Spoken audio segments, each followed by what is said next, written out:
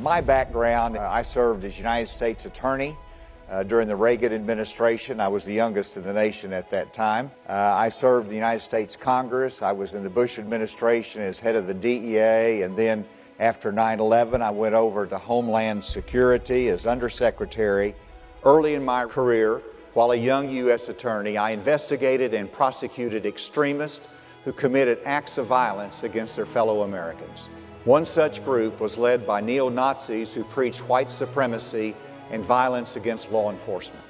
When a time for choosing had passed into a time for doing, I donned a bulletproof vest and assisted in the negotiation and arrest of the leader of the group after an armed standoff that lasted for 3 days.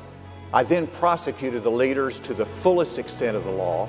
I understood the risks to our democracy from those that undermined our principle of equality under the law. Fast forward, I had the opportunity to run for governor, made that decision in 2014, and during that summer, my granddaughter came to me and said, "Papa, I've made a mobile campaign app that you can download and people can volunteer, people can contribute to your campaign."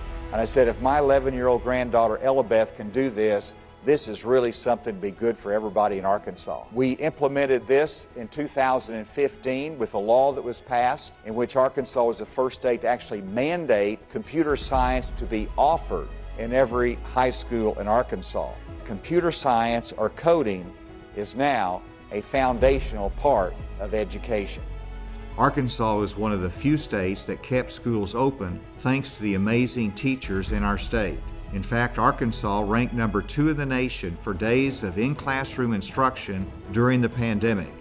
During my time as governor, we spent less time talking and more time doing.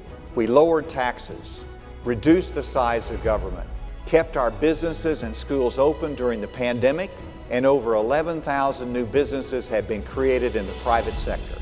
Our economy has expanded, resulting in lower taxes and a $2 billion reserve account. I now pass the NGA gavel over to Arkansas Governor and the new chair of the National Governors Association, Governor Asa Hutchinson. Thank you, Governor Cuomo, and I am delighted and honored to accept this gavel, and I want to thank all of you for placing your trust and confidence in me to take leadership of the NGA. 7 years ago, I took office with a desire to improve the quality of life in Arkansas by improving education, increasing our manufacturing, preserving our outdoor heritage, and supporting our farmers. I wanted to be the jobs governor. Arkansas loves steel, and Arkansas loves U.S. Steel. It is the largest economic investment in the history of Arkansas.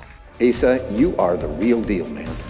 I have to tell you, you make things happen, and you know how to select people. We have added over 125,000 people to the workforce since I was elected to office in 2015. We are here today to take a step into the future of mobility. Today, I am signing an executive order to create the Arkansas Council on Future Mobility. Today's announcement will lay the foundation for Arkansas's leadership in the transportation industry for decades to come. I have governed and led as a problem-solving conservative. To me, that is the essence of common sense conservatism. Don't overstep the limited role of government, reward and encourage work, and use freedom to pursue prosperity and the enjoyment of life. To me, it makes a difference to understand and lead upon the providential care that we need in our individual lives and the life of our nation.